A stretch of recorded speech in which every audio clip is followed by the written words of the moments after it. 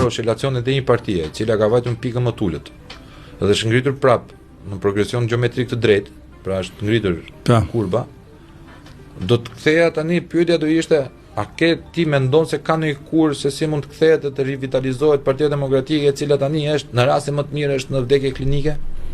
Është e gjallë, po vetëm gjallon, frymon, nuk është se është aktive.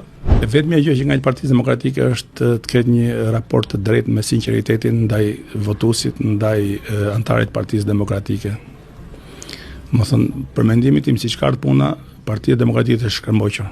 Tani duhet të shkërmoqin komplet, të ngre një strukturë të rerë që të gjithë ndjenë përfaqësuar, se edhe këto që kanë bërë fraksione si Partia Lulzim Bashkës ose fraksione tjetër brenda parlamentit, më duhet të unifikohen, po nuk unifikohen, nuk vin dot pushtet. Kështu që do jetë një parti si Partia Socialdemokrate në Gjermani që do jesh bishti dikujt ose do jesh vite të tëra në opozitë, derisa të ndryshojnë rrethanet ekonomike ose geostrategjik ose të ndodhë diçka që të linjë një problem madh që të përfaqësosh ti krahun e djathtë.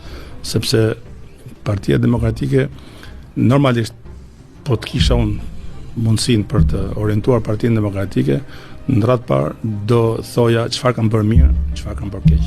Duhet të jesh i sinqert. Analizë shumë qartë. Në fund analizë brendshme dhe populli shqiptar i thoshë këtë e kanë bërë keq, ju kërkoj falje.